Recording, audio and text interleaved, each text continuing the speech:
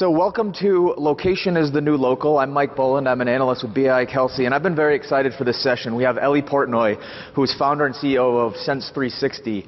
And they're doing a lot of interesting things to better utilize all of the signals coming out of a mobile device. So at a hardware level, we're talking sensors. At a software level, all of the apps on your phone, and all these things that are currently underutilized. And when utilized better, can really discern a more accurate picture of the relevance and the contextual, situational importance of all of the different kind of places you go or the places you've been. And that opens the door for a lot of interesting targeting on an ongoing basis. And the important thing to mention here, too, is that these are all things that are more kind of forward-looking, at least in the context of SMBs. These aren't really things that are being utilized yet at the SMB level. However, that's really the point, is to show all of you that are addressing SMBs in certain ways, some of the kind of reality check technologies that are available today and what's being used at more national levels that we believe in relatively short time will be very much applicable and a key part of the overall SMB marketing picture. So Ellie's going to present kind of what they're doing and some best practices, and then we're going to take your questions and have a discussion. So please join me in welcoming Ellie.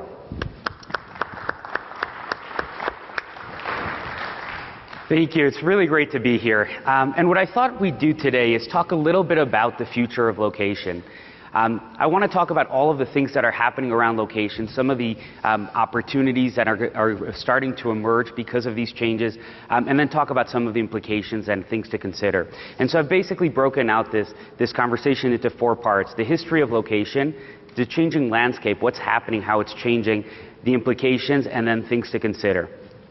So let's start with the history of location.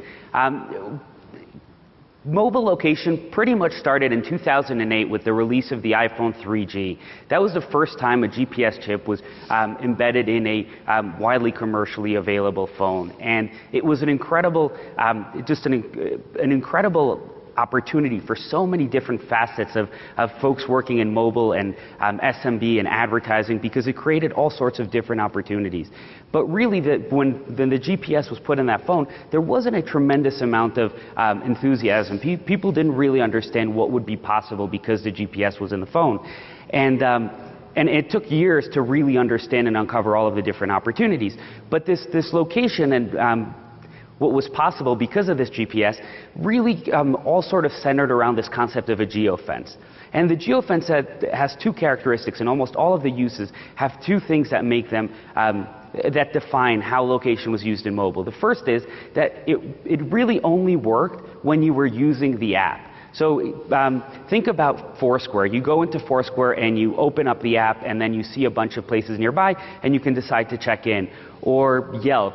Same thing. Location lets Yelp know a general area where you are, and you can make a whole bunch of informed decisions. But both those things are happening only when the app is open and when you're actively using it. It wasn't really happening in the background. And there have been a few cases where people have tried, like Highlighter and some of the features Foursquare's rolled out, where they've tried to run things in the background, but the battery drain was so pronounced that it was really, really hard to do. And almost all of the time when you talk about location over the last few years, it's been when you're using the app. The second defining characteristic of location is that it was all about proximity. It was never precise enough to actually tell you that you're on 34th and 7th in New York and you're actually in a coffee shop. It knew that you were on 34th and 7th. It just didn't know if you were in the coffee shop or upstairs in your office or in the retail store next door. So it was all about proximity and about understanding sort of the very, very close things that were near you. And all of the services and advertising opportunities and pretty much everything to do with location was all based on this idea of proximity. Even when you open up Uber and you basically want to tell it where you are, you still have to change it around a little bit, and you can sort of put in your address, and it knows generally where you are and where the cars around you are, but it doesn't know precisely.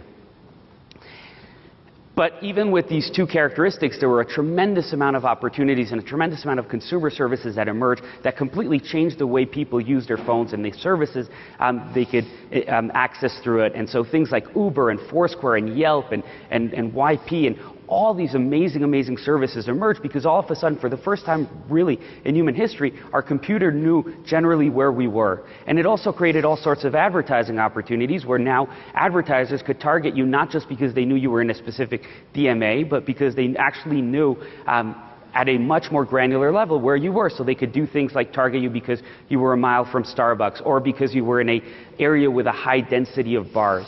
And that was incredible, and it led to a whole bunch of really cool and interesting campaigns. But there are a couple of things that are changing that are going to completely transform location. And the two main things that are changing that I think are really, really important are the first, batteries are getting much more efficient, and it's possible to pull location with a lot less battery drain. And this is happening for three reasons. The first is because the underlying OSs, Android and iOS, are making it possible to pull location in more efficient ways. They're exposing APIs that let you grab the location more efficiently. The second thing that's changing is that the sensors themselves are getting more power sensitive. So the GPS itself is getting better at pulling location without draining battery. And then the third thing that's changing is that the batteries on our phones are getting better. They store more power and they're able to last longer. And so that's one very profound effect because battery's always been a huge constraint when it comes to pulling location. The second thing that's been happening that's really exciting is that our phones no longer just have a GPS. They also have an accelerometer, a gyroscope, a magnometer, a barometer, a pedometer. All sorts of sensors are now jam-packed into all of our phones, and these sensors are really, really good at capturing all sorts of different information about our environment. And the reason these two changes are so profound and so interesting is because they enable two new types of characteristics of location. The first is that it can run in the background. It's now possible to run location continuously, even when the phone is in the user's pocket, without killing battery. And that's incredible because it allows the phone to stay in our pocket and constantly crunch data and understand where we go and what we're doing and what's happening around us. And that's really, really exciting. And the second big change is because we have all these sensors on our phone, not only do we know the general vicinity of where someone is, but we can use those sensors and fuse them together to get a really clear and precise idea of where the person is. So it's no longer just about the geofence, it's actually now possible to know the exact place you're in. So going back to the example of 34th and 7th, it's no longer just about knowing you're on that block, but now it's possible to actually understand using the barometer if you're in the 8th floor office or in the 1st floor Starbucks. And it's possible to use the accelerometer and gyroscope to know if you're in the coffee shop or in the retail store. And so all of a sudden it's not just about knowing generally where you are, it's actually knowing the precise place that you're in. And that's, I think, what's going to lead to the emergence of Location 2.0, basically precise location that's running continuously and in the background. And the implications for this are really profound. It's really, really exciting and really important. And I'll start with the consumer. The reason why being able to pull location in the background and doing so with a lot of precision is that all of a sudden you can see the emergence of these things called invisible apps. Basically, invisible apps are apps that you put on your phone and you never actually touch or play with or do anything. They're just running in the background, continuously gathering data from all the different sensors and from your historical locations, and they're doing things for you on your behalf without needing any user input. So think about Uber, and instead of landing in an airport, pulling out your app, telling it that you're in an airport and waiting for a car to come, imagine if Uber knew that you landed in an airport on its own while it was in your pocket, and it traced how you were exiting the airport, and as soon as you got out, it had an actual car waiting for you. Or imagine getting to the gym and having a workout playlist already loaded up on your phone, and ready to play. Or imagine an app that could track how many times you went to the gym and be able to monitor if you're keeping pace with your goals or not. There are so many different opportunities. If the phone understands through the use of sensors and through the use of background location where you are and where you've been, it can start doing things for us without actually needing user input. And that creates all sorts of really cool consumer applications. Another really cool application is what we call situational notification. So basically the idea that if the phone has very, very precise location and it's running in the background, it can all of a sudden surface content for you through notifications at the exact right time. So imagine you're here in Denver on business and you go out for lunch and at a restaurant, and then a few minutes before your check arrives, Expensify pops up a notification reminding you to log your expenses. Or imagine you go into Best Buy and Amazon surfaces a notification and says, hey, don't forget to check prices, we're probably cheaper. There are all sorts of opportunities to find that perfect moment when someone needs your content or your service and be able to surface it through notifications because you know exactly where they are, even when they're not using their phone. And another use case that I really like to point out, because it just shows the diversity and breadth of things that happen when you have location in the background running continuously and precisely, is dynamic authentication. So imagine you're traveling, you're again in Denver, and you go into a local shop and you swipe your credit card, and the card doesn't get sort of labeled for fraud. Instead, the terminal pings the cloud and sees that your phone is actually in that same store, and is therefore able to know that, hey, it actually is you and you are traveling, and there's no possibility of fraud.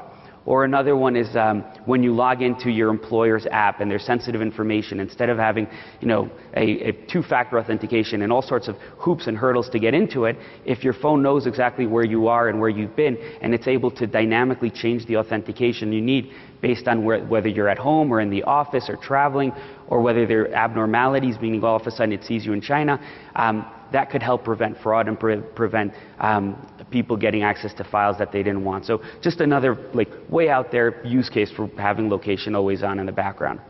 But trying to bring this back a little bit more to how this impacts SMBs and some of the opportunities that I think emerge from this new type of location. The first is analytics. If location is running on your phone in the background continuously, and it's precise enough to distinguish between the actual stores and places you go to, then all of a sudden SMBs can be armed with a treasure trove of analytics about what businesses their customers go to, how often they go, how often they go to their competitors, how far they're driving to get there, how their visit patterns change when it's raining versus sunny. They can get access to all sorts of incredible analytics, because for the first time they're actually getting to see how people move about the real world, and not just whenever they open up an app and get shown an ad, but rather continuously, regardless of whether they take their phones out of their pocket. And so I think that'll be really interesting for SMBs to better understand their business and make better decisions. And then the last use case that I think is really interesting for SMBs is segments based on visit history. So imagine the local restaurant is able to understand the different places his customers go to, and he notices that one customer used to be a very frequent visitor, but now all of a sudden is dropping in visit rate, and they're able to create an offer or some form of communication to get them back. Or they see someone who's going to their competitors a lot more than themselves, and they're able to create segments based on that visit history and target them based on that. So it's not just about proximity and knowing that someone is near my store, but it's knowing that someone is near my store who actually has a propensity to visit these types of businesses. And so I think that'll be a very, very powerful opportunity. And so even though these changes in location are creating all sorts of new opportunities, and I think creating a lot of really interesting use cases and things SMBs can do, there are a few things to consider. And I'll go briefly through these, because these are just things to know about, not necessarily things that need to be a key focus just yet, because we're still a little bit away before this ends up in the hands of SMBs. But the first is obviously privacy. Anytime you get access to this type of sensitive information, you have to be very mindful about how the data is gathered, what data is gathered, where it's stored, how it's stored, and it all has to be done very transparently and with consent from the user. The second thing is battery life. So even though the sensors themselves and the battery and the APIs and everything has made it possible to run location in the background, you still have to be very sensitive about battery life, and you still have to be mindful of it. And finally, this opportunity to be able to start doing things on behalf of the user in the background is, while incredibly exciting, it's also ripe with opportunity for abuse. So you have to be very sensitive to your customers and to your users, and making sure that what you're actually surfacing and doing for them is helpful and relevant to them, not just to you. So in closing, I think that the locations have had profound effects on everything we do with our mobile phones, and I think the changes that are coming are going to make it even more powerful and more interesting, and I, for one, am really excited for it. Thank you. Thanks, Ellie. Please take a seat. So we're going to take some audience questions either through Twitter, use the hashtag SMBQ, or through the event app that we have, or raise your hand and we'll get a mic to you. But I'll kick things off. So in a sensor-based world, and when we're ingesting all these signals, the next logical evolution of that is kind of more predictive and personalized stuff. I liked your Expensify example and using push notifications. We're running a session later on search, and the premise there is that people are searching less as it's more app-based and a less browser-based world we live in. So what's your thought on some of the apps that are coming out that are more personal assistants than search engines? Google Now is a good example of that. Noticing all the things you have, the apps you have on your phone, and then bringing that together and making smart decisions, and then pushing you things about, your flight's delayed and it's raining, so leave 20 minutes early for the airport, stuff like that. And we also see personal assistants like Siri and Cortana and Facebook M, even though that has a big manual component. What's your thought on the different flavors of all of these kind of more predictive tools out there? Yeah, I'm super excited about them. I think that we're really starting to see a new paradigm in how computing is done. So instead of putting the onus of figuring out what information we need and going out and getting it and putting that onus on the consumer, all of a sudden we're putting it on the services themselves and saying, no, don't ask me to come in and tell you that I have a flight. Figure it out and tell me what time I should leave. And I think that's really, really interesting that we're going from this environment where we as consumers need to be in charge of all of the different technologies and services and bringing them together to one where all of a sudden the service itself is becoming smarter and more powerful and bringing that information to us. I think the one place where I get a little bit nervous is where all of a sudden we're taking away some of this burden from the consumer, but we're placing it on this universal third party that now has to make all of these decisions and understand us so well to be able to do this. And I kind of feel like where this will probably end up going is where every app is going to build some of this type of logic into itself. So you'll still have the Cortanas and the Siris, and they'll do some of the basic stuff. But when you get into like the very, very minute, interesting use cases, the apps themselves will have to own that logic, and they'll still have to take that onus, but they'll have to figure it out themselves. That's interesting, and it seems like the opportunity or the business case is that in this kind of shifting world where engagement points are more app-based instead of search query volume is actually going down, which is actually a problem for companies like Google. But the opportunity could be that if you can push things in a smart way, there's a lot of different opportunities throughout the day. Some companies call them micro moments to get in front of people with smart messaging. So what's the opportunity there to have that work in a commercial sense? I mean, not just pushing things that are in search terms, which we're all familiar with, organic, but also things that are advertising message, and what's the fine line there before you do start to really annoy users, which I think was a very good point you made. Yeah, it's tough, it's tricky, it's a whole new world because so much of advertising has been pushed in many ways, but it's been very limited in terms of how in your face it gets, and all of a sudden we're embarking on this new wave of push where all of a sudden you can get right in front of the consumer, and you can do it with a lot of really interesting targeting tools. So I think the opportunity is to really find this is probably going to be confined to the products where there is an immediate micro moment that matters. So one of the examples I always use is like, it's going to be very hard for a doctor to push a notification. Like that's just the wrong, because that's need-based, or a plumber, that's need-based. But there are certain types of products where it is very much about, we all eat every single day. So one of the food ordering companies, if they knew that you were in your office, you hadn't had dinner yet, and it's 7:30 at night, that's a micro moment that makes a lot of sense for them and for the consumer. So I think it's a lot of the work is going to be trying to understand what micro moments matter and what's relevant to an actual service and when you'd want that service, and using those rather than just trying to apply it broadly across every type of good and service. That makes sense. It seems like it's certainly more ripe in certain verticals than others. Now, another point of value I think you brought up was the audience targeting.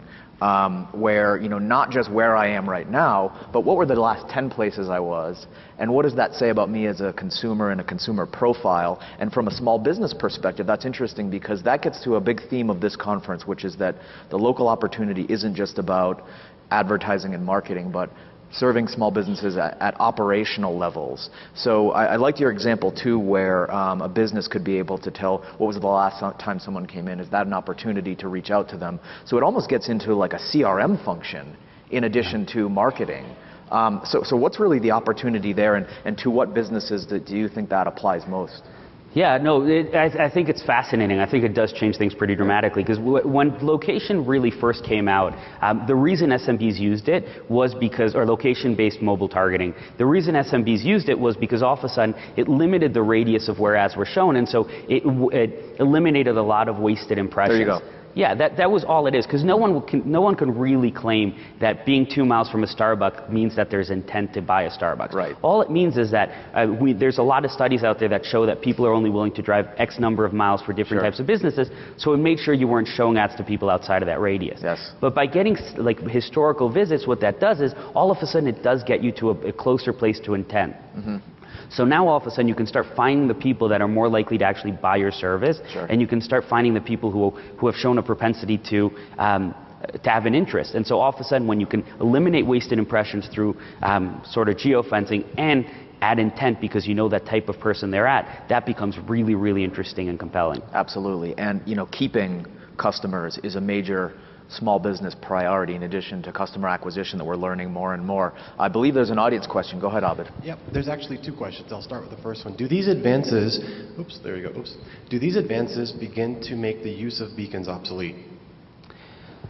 Yeah, I mean, it's a really interesting question because beacons obviously do help with precision and location, but they have some pretty dramatic drawbacks, and the true drawbacks are they're incredibly expensive to deploy and maintain, and the second is that even if you do, you're limited in terms of the data and the opportunity to the places where you've deployed beacons. So if I'm a, forget SMBs because there it becomes incredibly hard, but if I'm McDonald's and I go and I spend tens of millions of dollars of deploying beacons across all my stores, well, that's going to give me some interesting opportunities and insights about how people visit my stores, but it's not going to tell me anything about my competitors. It's not going to work universally.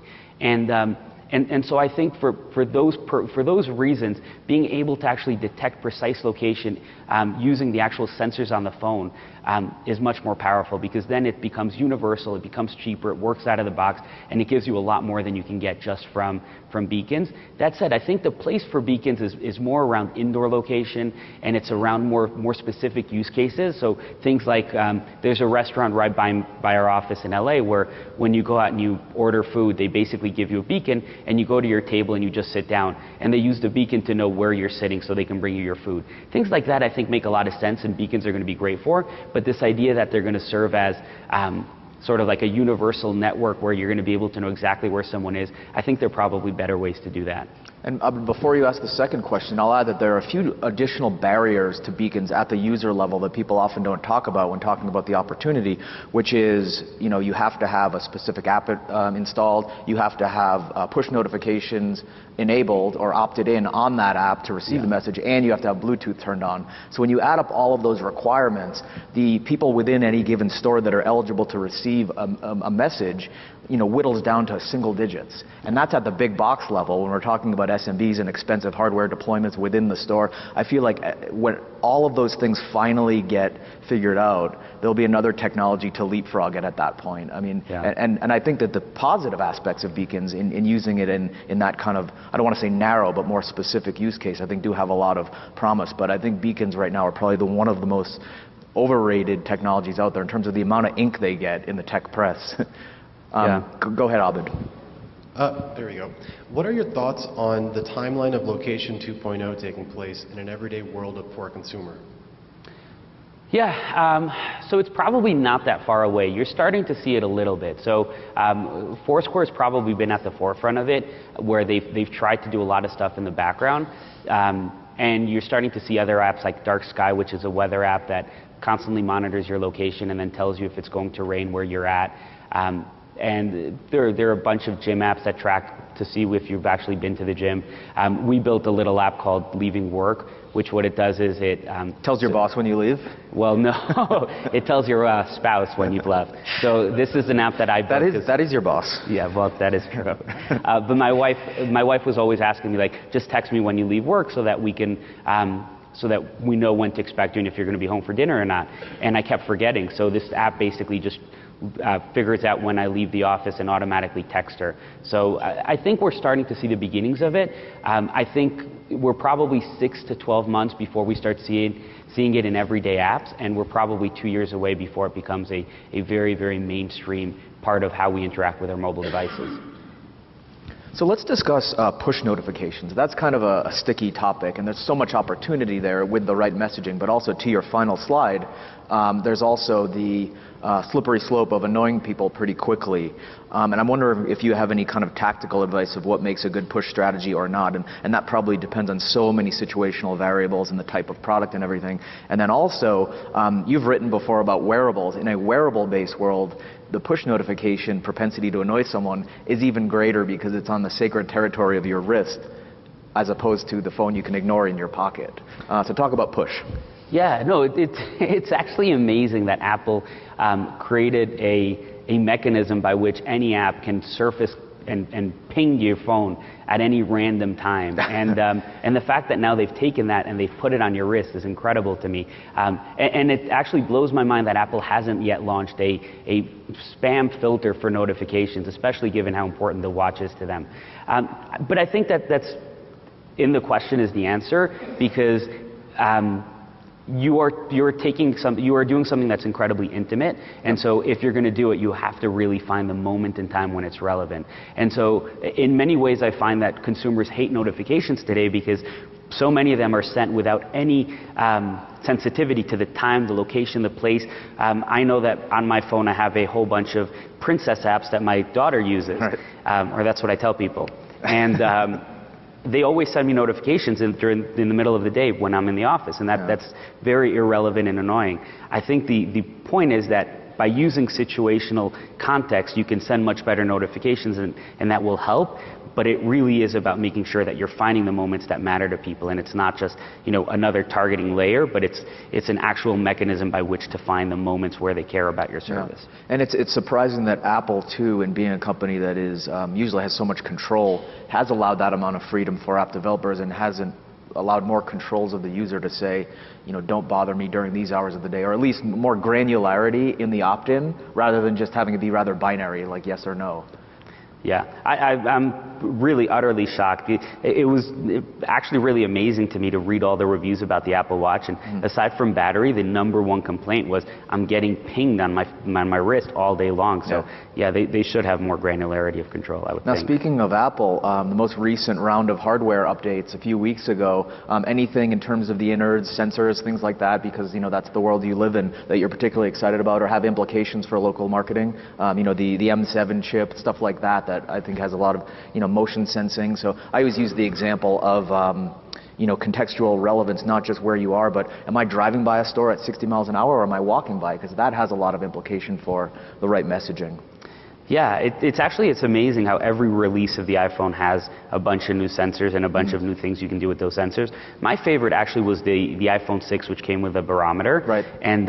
And one of the interesting things about sensors is that they're purpose-built to tell you something, but they're usually a bunch of derivatives that you can understand from them. So the barometer is used to tell you how high or low someone is compared to sea level. And so the obvious application is, are you in your office or are you in the Starbucks below? Oh, sure.